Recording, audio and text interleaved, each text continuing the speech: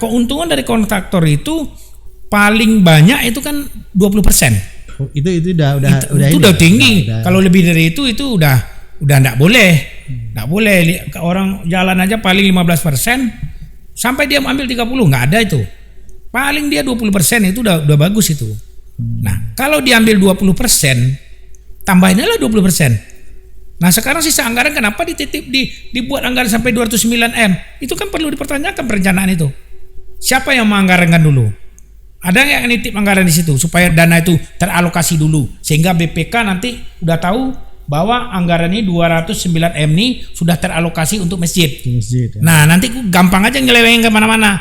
Mau bikin ini lah, bikin itu lah, tidak teranggaran. Kan bisa saja. Ini kan udah permainan kalau di Pemko ini kan udah sering. Contoh, ini saya contoh nih, di pekerjaan jalan aja lah. Gimana ada perencanaan? Nggak ada. Ditaruh-taruh aja anggaran begitu. Ditaruh segini. Nanti ketika dia merubah, dia senang-senang hati aja merubah, suka-suka aja dirubah. Ini robah karena anggaran stok ada. Kan gitu. Itu kan enggak boleh. Bisa saja agendum rekening. Ya kan? Rekening berubah, diadendumkan. Nah, banyak adendum itu. Nah, sekarang nih adendum volume atau adendum apa? Dan saya yakin itu. Masjid ini kalau diselidiki dengan orang-orang ahlinya, ya kan? Ini pasti ditemukan penyimpangan besar-besaran.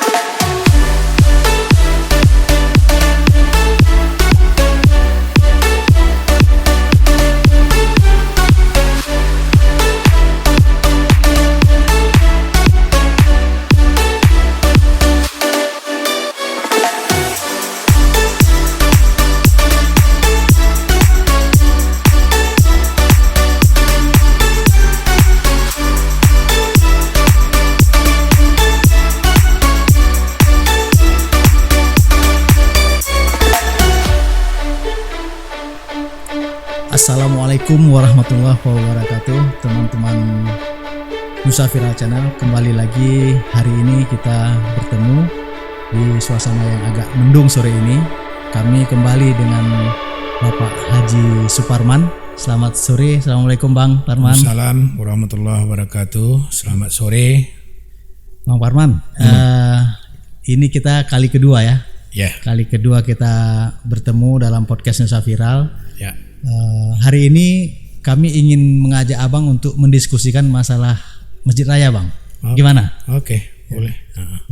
Jadi beberapa waktu yang lalu kami tim Nusa Viral sudah bertemu dengan Pak Kajari Batam ya. Kajari Batam ya. Beliau ada menyampaikan bahwa pembangunan Masjid Raya ini sudah memberikan 2 kali peringatan SP2 dan kegiatan Masjid Raya itu kan molor, Bang. Dari sudut pandang Abang, dari mulai pembangunan yang Abang pernah amati sampai sekarang ini, apa pendapat Abang tentang pembangunan Masjid Raya? Silakan Bang. Oke, terima kasih. Artinya kayak gini ya. Kalau saya tanggap tadi kan dari Kejari mengatakan bahwa itu udah 2 kali SP-nya. Ya. Yang jadi masalah sekarang itu tidak bisa menjadikan substansi. Kita harus bicara netral ya. Kenapa saya katakan? Kalau seandainya dia nanti dapat SP3 dan mereka masih punya hak untuk membuat perpanjangan waktu selama 90 hari, 40 hari dan 50 hari mengenai perpanjangan waktu ya.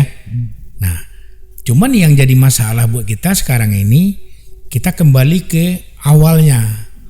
Kenapa bisa terjadi seperti itu? Itu. Nah, itu mungkin yang kami harapkan pendapat Abang ya, dalam kenapa terjadi secara seperti teknis, itu kan? Secara teknis lah pembangunan itu sekarang kenapa bisa molor gitu. Kalau saya lihat dari pertama mulai ya kan, bahwa masjid ini tidak direncanakan sematang-matang mungkin, baik pun dari segi teknis maupun dari segi schedule waktu, dari segi waktunya tidak matang perencanaannya itu. Kenapa saya katakan? Sekarang saya enggak pantau secara detail ya.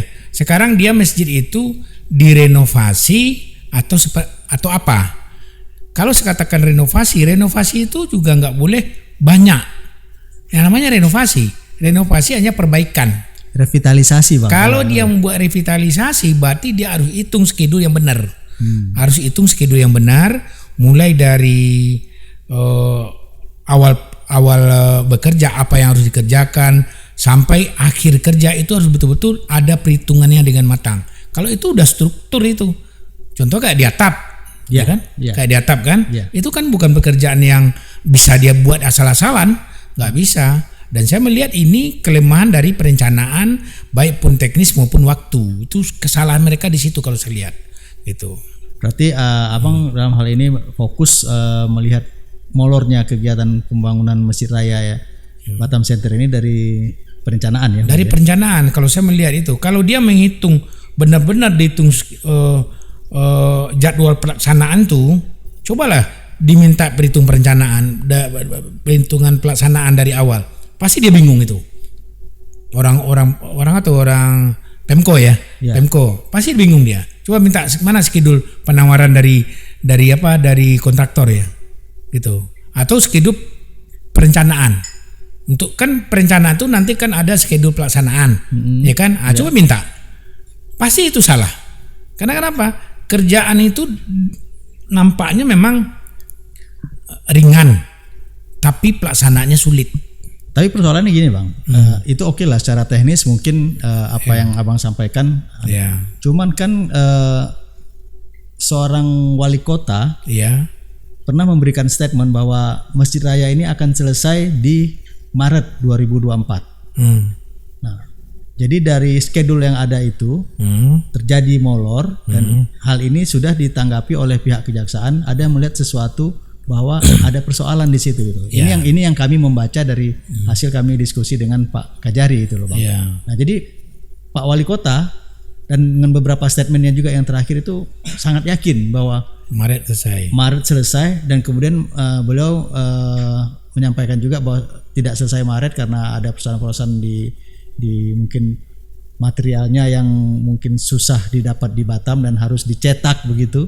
Itu yang saya baca dari beberapa dari beberapa statement dari media yang kami yakini itu memang pendapat beliau tuh. Nah ini gimana sebenarnya kalau hanya masalah seperti itu bisa molor? Saya nggak yakin juga itu Bang. Pendapat Abang gimana? Itu pendapat ngawur itu. Ngawur Bang. Ngawur itu pendapat. Mana ada pendapat material. Orang material di Indonesia ini banyak, apalagi bajaringan itu. Bajaringan itu banyak kok orang jual. Banyak bajaringan, saya aja punya bajaringan tuh. Mungkin ornamen-ornamennya Bang. Ornamennya apa ya ornamennya? Nah, di Indonesia nggak ada yang sulit. Kalau dia pesan ke Jakarta juga ada. Di mana saja di Surabaya juga ada itu barang. Nggak sulit itu barang. Nah itulah malah beliau berkilahnya begitu karena ya itu kan itu bisa saja. Wali kota kalau kadang-kadang wali kota aku ngomong kan asal enak sama dia aja. Tapi enggak nanti tidak bisa dibuktikan. Apalagi kalau dia ngomong bulan apa tadi? Bulan Maret. Ya. Desember belum selesai tuh. Yakin Bang? Coba buktiin kalau dapat saya.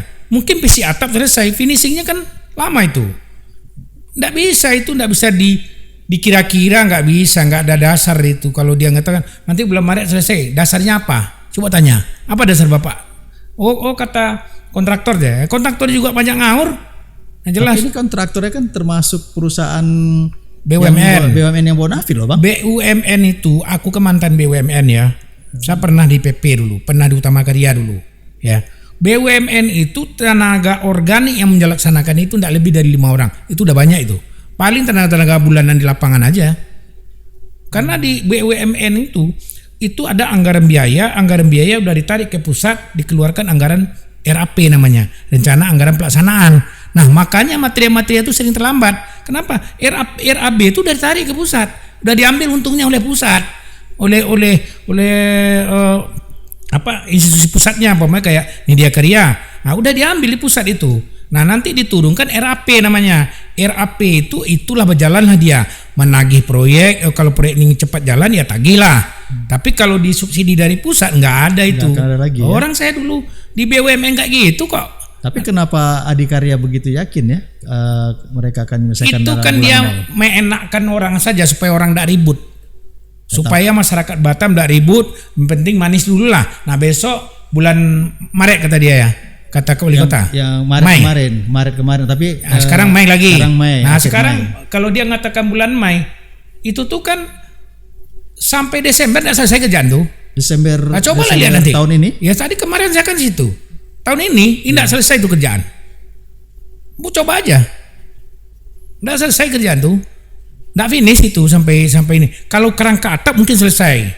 Kalau kerangka memang kita Kerangka lihat sudah atap, selesai. mungkin pelapon, finishing lain itu memang gampang itu. Itu makanya orang-orang yang ngomong itu orang ngawur semua itu. Tidak melihat.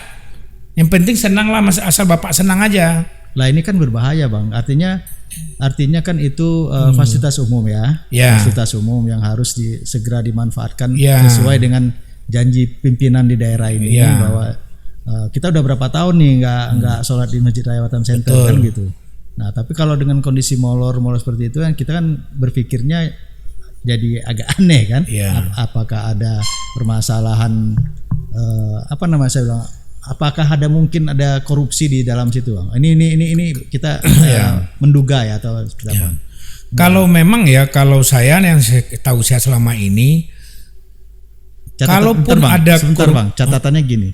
Dulu itu dananya sekitar 210 atau 209 miliar. Kemudian pemenang tender ini mereka menang di angka 167 miliar. Ini coba Abang 16 berarti berapa persen dia itu ya? 167 dari 209 apa 210 gitu. Berarti ada 30%. Ada 30 miliar.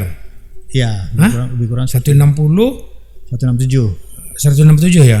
Berarti 40 miliar lebih kurang. Ya kan, lebih kurang 30 miliar. Ya. Itu penawaran ngawur itu. Mana bisa? Nggak selesai itu. Kalau harga itu kan saya tidak melihat BQ-nya ya. Saya tidak melihat volumenya. Tapi kalau umpamanya angka 209 M untuk mengerjakan itu berarti diduga ada markup harga di situ.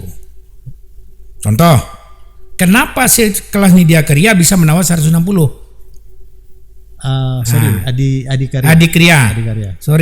Adikarya. Kenapa dia berani sekelas Adikarya menawar 167 miliar lah, 167 miliar. Sedangkan HPS-nya HPS-nya aja 209 M. Belum lagi di atas HPS apa namanya? Satu lagi harga paku anggarannya. Pasti di atas itu kan? Enggak, APS enggak dong. Itu baku anggaran yang enggak, yang dikeluarkan kalau HPS harga pikiran sendiri pasti di bawah paku. Ya kan? Berarti kalau 209 M berarti pakunya di atas itu. Enggak mungkin di bawah itu. Nah, sekarang Nidya Karya menawar Adikarya menawar 167. Berarti di situ perlu diselusuri. Selisihnya itu? Iya, selisihnya itu apa yang terjadi di situ? Dugaan Abang kira-kira seperti apa tuh? Iya itu udah pasti ada permainan. Saya menduga permainan di situ. Karena apa? Selisihnya sampai 40 lebih kurang 30 miliar lebih penawaran, ya kan? Sekelas Adikarya. Kecuali perusahaan-perusahaan abal-abal bisa saja menawar ngawur. Kalau dia udah ada perhitungan, ya kan? Mungkin di situ sisa anggaran itu diapain nanti kita juga nggak tahu kan? Dan 160 itu mungkin Adhikaria sudah menghitung paling sedikit dia 20% udah untung. 20. Itu nggak mungkin nggak. Kenapa? Karena RAB itu biasanya BUMN itu ditarik ke pusat tuh 10%. 10% ditarik anggaran RAB ditarik ke pusat, 10% diturunkan RAP, anggaran pelaksanaan. Pelaksanaan di daerah. Iya, gitu. Nanti orang di sini menggaji orang di sini dengan anggaran di sini. Nggak boleh digaji dari pusat kecuali tenaga organiknya boleh, gitu. Selanjutnya mungkin dalam pemikiran kita tadi abang menduga ya, berarti ada budgeting yang salah ya. Iya. Ada budgeting yang salah. Betul. Yang kemungkinan ya dari dugaan yang abang sampaikan bahwa ada permainan pembiayaan lah di situ ya, mungkin ya seperti itu ya. Kalau biasanya di Batam ini kan yang kayak gitu kan udah biasa. Gitu ya bang? Udah biasa. Nah jelas. Maiman harga, komisi proyek itu nggak ada yang mana ada sih yang loss di sini? Nggak ada, pasti nyangkut. Nggak ada itu. Kalau ada yang ngatakan ini pasti nggak ada itu. Orang saya pemain di sini udah sekian puluh tahun kok. Nah jelas. Iya, jadi kan gini bang. Nah, sekarang berapa orang? Suka kita berebut ya. Berapa orang masuk maju penawaran di saat itu? Bapak tahu nggak berapa orang menyagun? Kalau nggak salah cuman Adhikaria aja kan kalau nggak salah. Tapi coba dicek. Ada beberapa sih BUMN. Ada BUMN, ya kan? Adhikaria yang terendah. Ada. Adhikaria yang terendah. Ya. Berarti Adhikaria aja menawar sekarang 160 M. 167 M, ya kan? Berarti dia udah hitung keuntungan di situ. Kenapa dianggarankan 209 M? Itu jadi pertanyaan. Berarti ada anggaran yang tersisa yang dikembalikan ke daerah, ke kas daerah. Anggaran itu masuk nggak ke kas daerah? Nggak jelas. Apakah itu anggaran itu diparkirkan dulu? Nanti kalau terjadi masalah, ambil anggaran itu. Kan bisa saja terjadi seperti itu. Oh ini ada masalah, terjadi adendum, ya kan? Adendum tambah ini, tambah itu, tambah ini. Nah makanya proyek itu harus diperiksa oleh KPK, harus keluarkan tim ahli. Periksa itu proyek semuanya, mulai dari analisanya, perencanaannya, pelaksanaannya, penganggarannya, semua harus diperiksa. Harus KPK meriksa, jangan di sini. Oke, jadi gini bang, dari statement yang abang sampaikan terakhir, saya mau coba menggarisbawahi bahwa dana yang dianggarkan yang di awal itu 209 miliar itu nggak visible ya. Maksudnya bukan nggak visible dalam arti nggak logika. Nggak logika ya. Nggak logika. Nggak logis ya dana segitu ya. Awalnya mungkin kita bisa logis sebelum menawar, tapi sudah ditawar oleh sekelas Adhikaria, ya kan? Sampai 160 miliar dia buang lebih kurang 30 miliar lebih. Berarti penawaran ini anggaran ini dana ini di anggaran itu perlu dipertanyakan. Kenapa selisih terlalu jauh? Kecuali perusahaan-perusahaan swasta.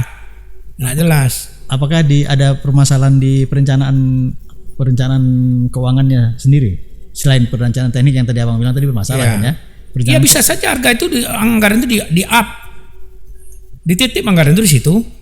Ditaruh anggaran itu di anggaran 209 M itu taruh sini dulu lah katanya. Coba bang detail dulu ini masa dititip nih anggaran itu di situ. Dititipnya gini. Gimana bang? Gimana? Sekarang ini ya kan bisa dilakukan gini. Pamannya anggaran ini realnya rencana anggaran pelaksanaan itu pamannya sekitar 110 M. 110 M, oke. Ini contoh nih. Contoh ya. 110 atau 125. Itu yang visible. Nah, itu adalah anggaran pelaksanaan. Di atas anggaran pelaksanaan kan tentu ada marginnya, ada keuntungan dari kontraktor. Nah, keuntungan dari kontraktor itu paling banyak itu kan 20%. Itu udah tinggi. Kalau lebih dari itu udah enggak boleh. Enggak boleh. Orang jalan aja paling 15%.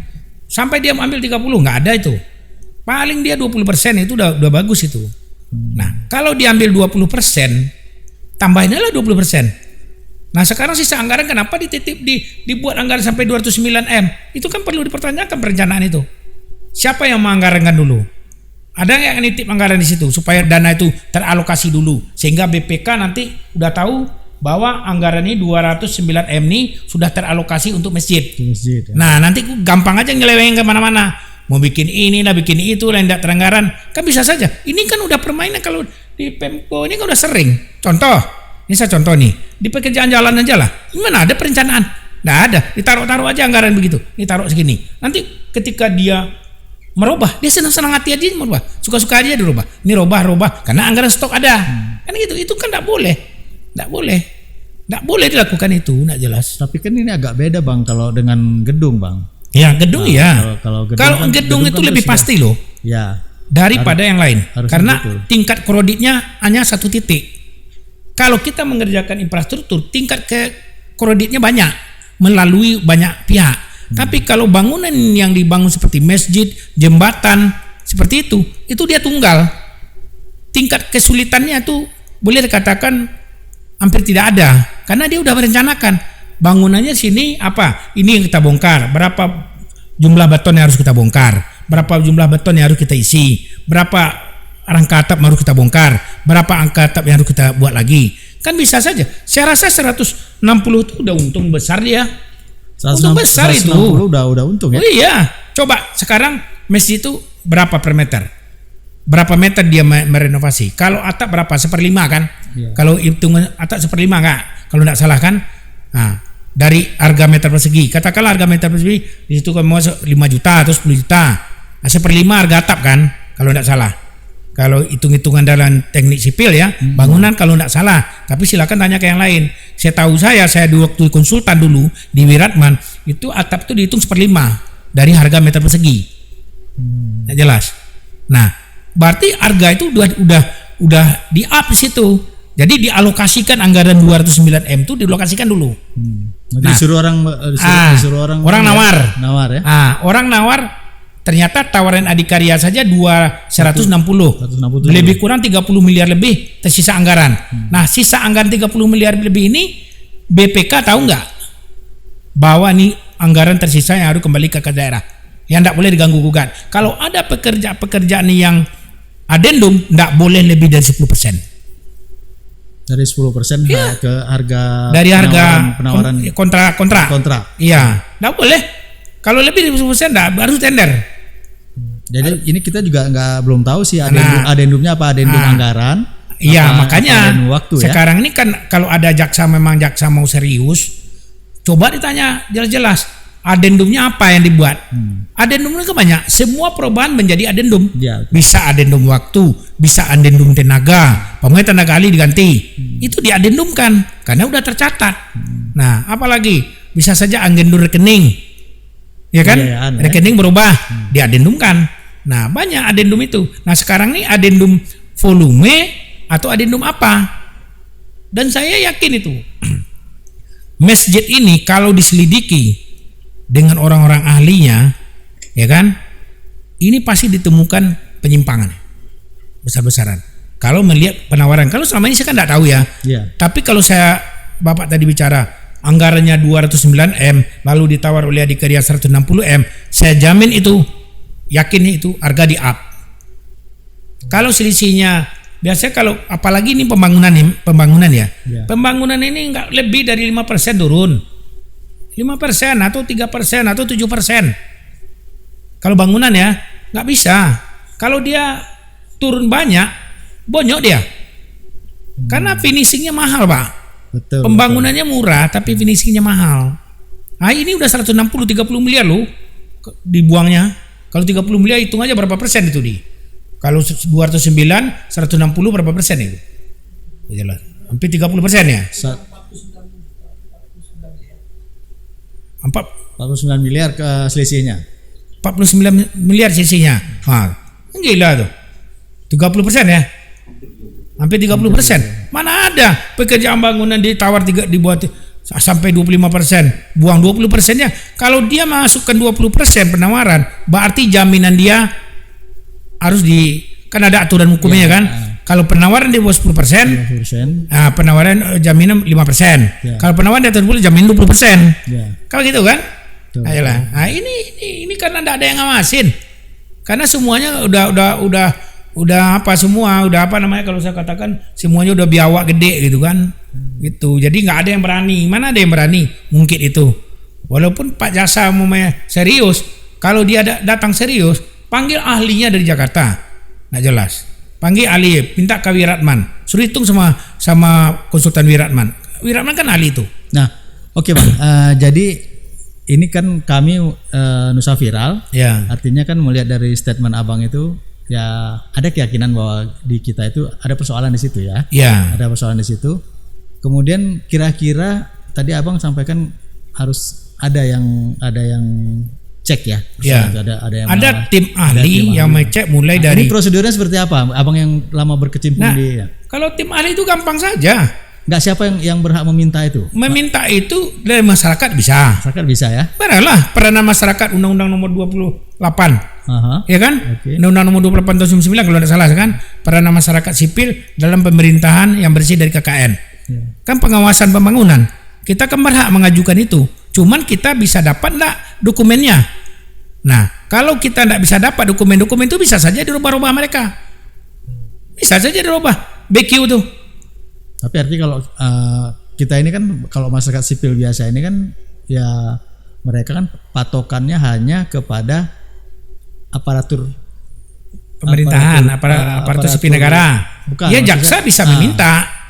Jaksa bisa. Jadi kita salurannya ke jaksa dulu ya. Jaksa bisa kalau jaksa mau. Oh, jaksa mau. Nah, kalau enggak ini catatannya ini. Ya, kalau itu kan mau, kalau ya. jaksa mau kan, kalau dia enggak mau nanti dikatakannya ini enggak ada temuan seperti Masjid Tanjak itu kan saya dipanggil juga kejaksaan. Dulu. Dia minta pendapat ke saya kan karena saya kejelasin.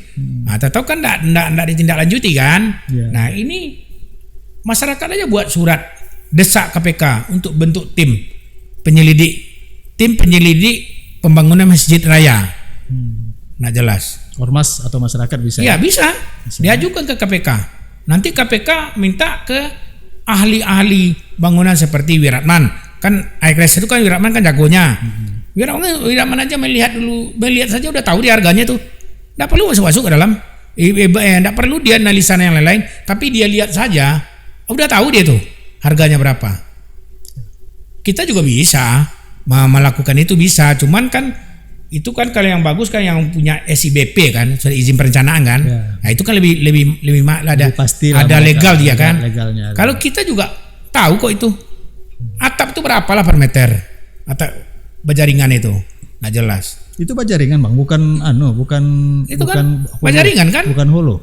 Kalau holo lebih murah lagi. Enggak masuk. Enggak pakai holo dia saya lihat.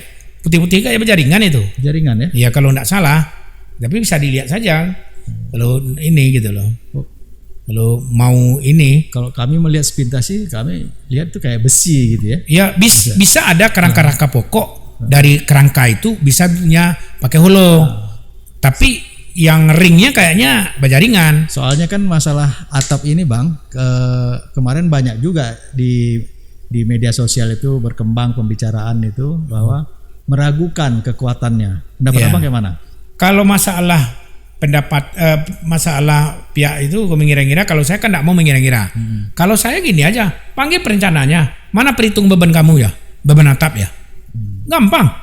Panggil perencanaan itu, kalau jaksa manggil coba panggil orang ahli.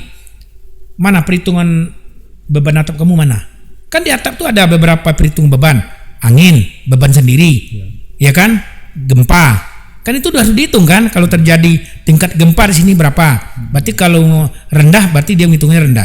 Tapi hujan, angin, getaran, angin segala macam itu kan harus dihitung. Minta aja hitungannya. Mana kalau ada? Saya yakin tidak ada itu. Nah jelas. Enggak ada itu, bangunan itu kira-kira aja itu. Oh, orang ngawur, harganya ngawur. Apalagi dikatakan sama wali kota selesai bulan Mei. Mana selesai bulan Mei? Desember selesai itu. Kalaupun dia buru-buru nih maksimal Desember. Kalau wali kota memang kemarin pada statement awal itu menyatakan bahwa akan selesai bulan Maret. Kemudian karena ada molor, mereka sudah meminta ke pihak kontraktor. Nah, pihak kontraktor nih Bang yang menyatakan akan selesai bulan Mei. Abang nggak yakin ya? Mana? Itu kontraktornya siapa itu? Oh, tenaga ahlinya atau pengawas? Adikarya loh Bang. Iya Adikarya itu namanya. Tapi yang bicara itu orang ahlinya atau coro-conya. Kan yang di sini kan coro-conya aja. Paling tidak namanya kan sudah menjadi jaminan sekarang di BUMN bisa jadi jaminan. Orang BUMN orang banyak ngawur sekarang. BUMN makanya mau dibubarkan Erik itu kan karena banyak ngawur. Perhitungannya banyak yang rugi tuh BUMN. Nah jelas. Nggak selesai. Bapak lihat nanti. Kita buktikan kalau selesai sama dia. Paling itu Desember, Pak, Desember. Kerjaan pelapornya belum kan? Rangka atapnya belum selesai kan? Support-supportnya, tarik stangnya belum ada kan? Saya melihat dia belum pasang tarik stang di dalamnya. Atau nggak pakai tarik stang. Kan dia harus ada tarik stang juga di dalam tuh. Ada besi yang ditarik kayak per itu. Supaya nggak goyang dia. Goyang ya. Iyalah. Dia ada nggak? Saya rasa nggak ada itu. Coba nanti kita pastikan. Bapak lihat aja, ada dia punya tarik stang nggak? Tarik stang itu Pak gunanya untuk menahan getaran, sehingga kalau dia rubuh serentak, gitu loh. Kalau dia bertahan serentak, sama kayak kita pegang-pegangan tuh Pak. Bapak pegang itu pegang lagi, nah kayak gitulah. Nah, tarik stang itu kan dia bisa banyak dibuat kayak silang-silang gitu loh, ya kan? Pakai cantolan. Nah itu ditarik begitu, untuk jaganya. Kalau dikonsumsi baja, Bapak lihat nah dari rafter ke rafter ini. Model support gitu ya? Iya, dia kayak besi tapi pakai per. Nah itu dari rafter tarik ke sini ke rafter ini silang. Itu tujuannya supaya kalau bergerak bersama. Kalau di pondasi namanya pondasi sarang laba-laba. Nah, kalau ke bangunan bawah ya, pondasi sarang laba-laba. Nah itu dibikinlah kayak sarang laba-laba. Jadi kalau goyang begini dia, nggak rubuh dia. Nah itu kalau tekan angin dia. Ini kalau kayak gitu kita lihat aja nanti. Kencang angin berapa kali rubuh itu. Kalau saya lihat ya. Tapi mudah-mudahan nggak begitu kan. Iya. Iya kenapa? Karena dia pembangunannya salah-salan. Lihat salah-salan aja. Setengah niat. Nggak niat full membangun bangunannya. Lihat aja kerjanya cuma berapa orang aja tuh. Ngerjain ini udah asal-asalan, nggak tepat waktu lagi ya. Iya. Dan satu lagi mereka itu kan tenaganya kurang. Sedangkan lahan untuk dikerjakan banyak. Ya, kan bisa dipercepat. Jadi alasan dia terlambat itu tidak ada. Nah, berani tidak memblacklist perusahaan Adikarya? Enggak berani. Makanya Adikarya itu berani. Perusahaan BUMN tidak ada yang di blacklist. Nah, tadi di awal gini, Abang ada bilang kalau kalau tidak selesai di Mei ini mereka masih bisa mengajukan perpanjangan waktu. Perpanjangan waktu 90 hari, 40 dan 50. 90 kalau 90 hari berarti 3 bulan ya? Ya, 3 bulan. 3 bulan. Bisa maju perpanjangan. Tapi denda berjalan senilai 1 per mil. Nah, itu yang harus diawasi itu kayaknya. Nah, itu harus diawasi. Banyak orang situ nanti PPK-nya bermain di situ. Kepala dinas bisa bermain di situ. Pamannya dendanya dari akhir kan harus berjalan denda. Diajukan perpanjangan sesuai dengan peraturan Menteri Keuangan kalau tidak salah saya kan. 40 hari kan tidak bisa, tambah 50 hari sehingga jatuhnya 90 hari. Tapi denda berjalan 1 per mil dari nilai kontrak. Kalau pekerjaan itu belum bermanfaat. Tapi kalau ada pekerjaan yang sudah bermanfaat, dihitung dari sisa kerja yang tidak bermanfaat. Nanti kalau sudah terpakai ya. Yang bisa dipakai. Ini mana bisa dipakai? Halamannya juga belum beres. Betul. Nah, tenaganya kurang. Mesti taruh tenaga ke 300 orang di situ, baru mungkin selesai. Kalau tenaganya cuma 5 orang, 10 orang, ya mana yang selesai? Pekerjaan banyak mau dikerjain. Berarti ini gubah ke sini bisa, gubah sana juga bisa, pagar juga bisa. Ntar Bang, kalau SP2-nya kan SP2 nih udah ke pihak kejaksaan menyatakan seperti itu, sudah SP2. Pun kalau mereka jatuhkan SP3 nggak ini juga ya, artinya nggak bisa menghentikan. Kalau SP3 nanti kan pemutusan kontrak, ya kan? Pemutusan kontrak diajukan sama dia, diajukan perpanjangan waktu sesuai dengan peraturan ada bisa. Oh gitu ya? Ini saya harus netral ya. Diajukan perpanjangan waktu 40 hari, so itu nanti tambah 50 hari bisa, tapi denda berjalan. Nah, denda berjalan ini dimainkan nanti oleh PPK, oleh kepala dinas. Mestinya dendanya kalau 1 per mil kali nilai kontrak 165 berapa duit sehari? 1 per mil loh. Ya. Dia bisa 1 per mil 5%, maksimal 5%. Bisa saja kita hitung dari 167 miliar kali 5%. Nah, itu aja kunci aja di situ. Dia nggak akan boleh lebih dari 5%. Jadi maksimal 1 per mil maksimal 5%. Nah, itu. Gitu. Nah, jadi ya itu ya kalau saya lihat itu pekerjaan yang ngawur masjid itu, pekerjaan masjid itu ngawur. Pelaksanaan juga ngawur. Karena BUMN itu dia udah tahu nggak akan ada satupun manusia di alam ini, di Indonesia ini yang bisa memblacklist perusahaan BUMN. Mana bisa? Coba tunjuk, ada nggak? PP aja nggak selesai kerjaan di Palembang ini nggak di blacklist tuh. Banyak BUMN nggak selesai kerjaannya. Itu kenapa bang? Nggak bisa di blacklist kenapa?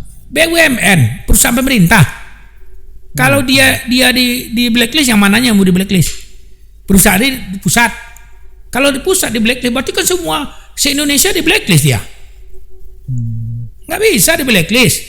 Nah, cobalah saya mau lihat bukti di blacklist. Oh, Batam, Adhikarya nggak dari Batam, hanya cabang.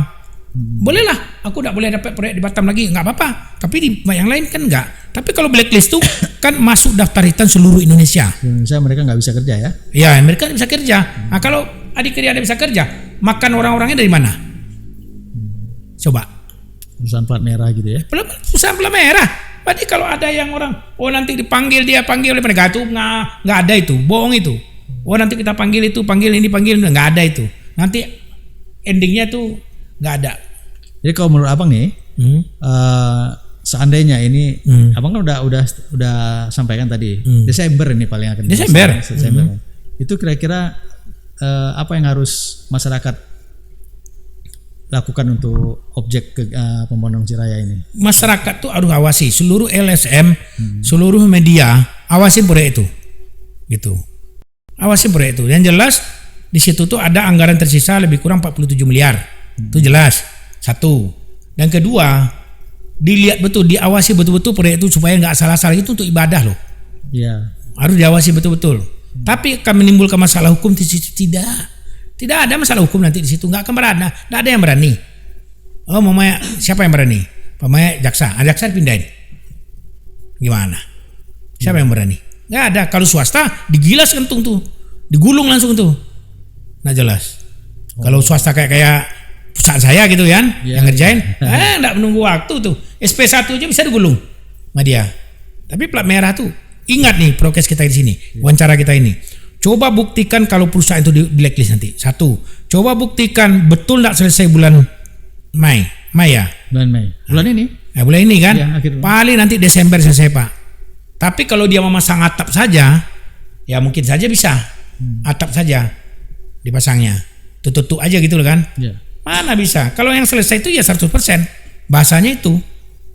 Kalau enggak 100%, ini alamannya juga belum beres. Pagarnya juga belum beres. Ya kan, belum lagi plafonnya, belum lagi finishing di dalam, selesai nggak? Belum instalasi, ME-nya, belum air, plumbingnya, ada nggak? Belum dikerjain, dari kerja apa belum? Plumbingnya, coba Bapak lihat aja sana, plumbingnya, karena plumbing itu kan terkait dengan macam-macam itu. Satu lagi bang, ini yang ingin saya tanyakan, apakah ada persoalan nggak di sini ya? Karena di awal-awal dulu ekspos tentang model dari Masjid Raya itu sudah diekspos tuh, sudah diekspos. Tetapi dengan melihat fakta yang ada sekarang di model dari Masjid Raya dari atapnya itu nggak sama dengan ekspos yang dulu disampaikan ke masyarakat bang. Tanggapan abang kayak mana itu? Itu gaya-gayaan aja tuh, dibuat perencanaan gaya-gayaan aja, gaya-gaya lah gitu kan. Ada di video dari YouTube kita lihat kan eksposnya itu. Tapi rasa saya setelah melihat model sekarang dari atap dari kubahnya itu nggak sama dengan yang diekspos dulu bang. Ya itulah salah satu contohnya. Dia suka-suka aja. Pengaruh nggak dengan pembiayaan nggak itu? Iyalah, kalau di tendernya yang dulu nggak bisa. Sama kayak gedung DPR dulu yang saya bongkar kasus korupsinya dulu tahun 2002 kan 2001. Itu dulu gedung DPR itu kan dulu Limas itu. Dulu modelnya model Limas. Berarti kalau Limas anggarannya lebih besar, banyak material yang potong-potong yang terbuang, ya kan? Begini kan dulu. Sekarang kan dirubah di waktu di pembangunan gedung DPRD yang korupsi itu, ya kan? Dirubah. Masa gedung dari Limas ke Plana ke stasiun seperti itu anggarannya bisa naik? Kan lucu. Mestinya turun, malah naik harganya, anggarannya. Masih ada tuh apa yang masih ada dulu? Dokumennya? Ya dokumennya masih ada. Kok bisa naik? Luas Dia kan dulu kayak di DPR tuh, kita pedoman ke DPR, gedung DPR. Gedung DPR kan sama dibangun dengan gedung bangunan Polsek. Polsek sama. Ya. Konstruksinya juga sama. Ya 2 lantai juga kan. Bedanya Polsek luasnya kecil, Ini Dewan lebar. luasnya banyak. Tapi harga satuannya kenapa berubah? Harga satuannya dulu sama kayak gini lah tuh. Masa kita membangun rumah tipe 36 dengan tipe 500 itu harga satuannya beda. umpamanya kayak semen. Harga semen berapa? Umpamanya 60.000. Di tipe 21 tetap juga 60.000. Harusnya ya. Harusnya enggak bisa. Oh ini tipe 500 harga semen Jadi 80.000. 80.000 di sini 60.000 nggak bisa. Orang di sini semen 1 sak, di sini juga semen 1 sak. Yang Samalah peristiwanya kayak gini. Yang beda kan volume ya. Iya, karena dia volume gitu loh. Nah, kayak gitulah ini. Nah, kalau dia tender dulu dengan yang lama, itu makanya itu harus dilakukan penyelidikan terhadap pembangunan ini. Penyelidikan dihadirkan orang-orang ahli tentang itu. Pertama, ahli perencanaan, ahli perhitungan, itu yang harus dihadirkan, ya kan? Nah, itu ahli pelaksanaan. Nah, itu datangkanlah itu, kebongkar itu kasusnya. Kita patok aja 209 M. Coba dihitung mana volumenya. Kalau KPK mau, kalau KPK tidak buta kan, nah laporin ke KPK, kasih tahu dia ke KPK supaya KPK melihat. Nanti KPK bisa bentuk tim, ya kan? Diambil dari sini, diambil dari sini, diambil dari konsultan, diambil gambarnya, tolong dihitung. Nah, ketahuan tuh, gitu. Tapi kalau enggak akan ketahuan. Pasti nanti kalau penegak hukum yang biasa-biasa kita ada di sini lah ya, pasti ini tidak cukup bukti. Nah, itu pasti itu nanti. Oh, ini tidak cukup bukti nih, karena nggak nguasai penyimpangnya di mana, nggak nguasai, gitu. Kalau saya nguasain itu, cuman saya kan kita tidak boleh masuk ke dalam kan. Cobalah masuk ke dalam, kalau mungkin Bapak dengan media mungkin bisa masuk. Kita mana bisa datang ke sana, mana bisa kita. Nggak jelas. Rangka atap itu kita udah tahu kok berapa per meter persegi. Nggak jelas. Iya. Ya kan? Iya. Rangka atap apa bedanya, Pak? Ya kan? Kok ini kan rangkanya kayak gelembung, Pak, katanya kan? Iya, tapi rangkanya banyak. Apa bedanya dengan rumah? Sama saja. Rumah dia buat begini, harganya lebih murah karena tulangnya dikit. Karena itu tulangannya rangka kayak balon, ya kan? Itu rangkanya banyak. Nambah rangka. Kan itu aja. Kalau atapnya meter persegi juga gitu-gitu aja. Di sini berapa? 350 kan?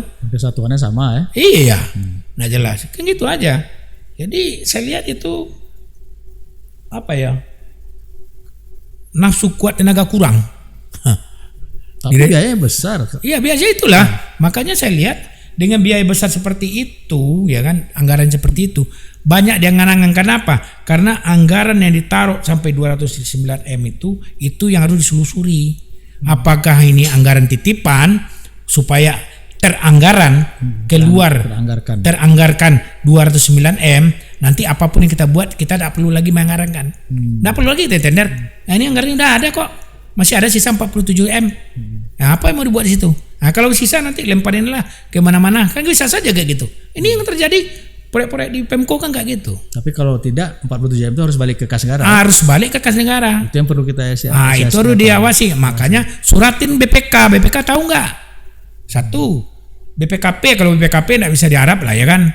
Kalau BPKP saya ngomongnya nggak bisa diharap. BPKP itu trauma nih BPKP. Iya, dengan LSM beda-beda tipis saja. Karena kita bicara nih dalam podcast nih kan. Nah, BPKP itu dengan LSM beda-beda tipis. Nggak berperan selaku, nggak dijaga etiknya gitu loh. Kode etiknya nggak dijaga sama dia. Kalau BPK masih. Nah, tanya aja ke BPK. BPK tahu nggak itu? Karena kan setiap tender setelah ada pemenang kan BPK harus tahu anggarannya. Ya kan? Kan dilaporin ke BPK kan? Karena segini loh anggaran nanti yang dianggarankan 209 M. Ya kan? Nah, nanti pas final diajuin lagi. Ya kan? Berdasarkan final quantity. Berapa? Itu yang diperiksa sama BPK kan begitu. Ya. Nah, BPK berdasarkan final quantity. Jadi kalau kemarin itu ada Pak Jaksa mengatakan SP2, SP3, lu SP2, SP3 mau diapain? Saya mau nanya, mau diapain SP2? Berapa nggak bisa ya? Nggak bisa. Nah, coba Coba ditanya ke Pak Jasa ya. Kalau ada SP1, SP2, SP3 lalu diapain? SP1, SP2, SP3 itu mau diapain? Bisa dia stop? Enggak. Orang punya hak, dia punya waktu 90 hari. Minimal ya. Ya, enggak selesai juga. Bisa di blacklist? Enggak. Plat merah bisa di blacklist. Karena apa? 10 aparat sipil negara wajib menjaga plat merah itu. Yang korban ya masyarakat, itu aja. Ya, ini kasihan orang per orangnya, makanya itu nggak bisa dimanfaatkan dengan baik kan, itu masjid kan dengan sesuai dengan waktunya kan gitu. Ya, masyarakat ngumpul bentuk mungkin organisasi gabung semua, lapor ke KPK. Ya kalau ini sebenarnya desak KPK untuk menurunkan tim ahli dalam penyelidikan pembangunan masjid. Desak aja KPK. Tapi sulit Bang, kerasa saya sih sulit karena kan ormas apalagi. Ya ada karena ormas kan macam-macam kan. Ya. Ada ormas lapar, ada ormas tidak lapar kan gitu aja. Kalau ormas lapar ya cincai-cincai aja kan gitu. Ya. Kalau ormas yang betul-betul ada perhatian ya tetap ada perhatian. LSM dan media kita juga di Batam ini udah susah. Gitu. Susah karena apa? Udah cocokin semua kan bisa gitu. Kita hitung tangan lah LSM yang ataupun media yang ini yang masih itu yang masih murni memperjuangkan masyarakat kan gitu. Iya kan, pikirnya kayak gitu.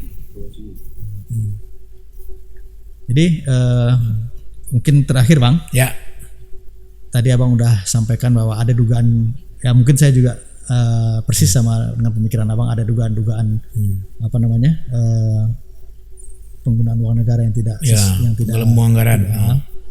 Ya dasar kita dari tadi itu, dari dasar penawaran. Saya minta closing statement Abang seperti apa ini? Ya saya minta ya kepada semua pihak lah yang ada di Batam ini, LSM, media, penegak hukum, semuanya, ayo bersama-sama ngawasin proyek itu, masjid itu tempat ibadah.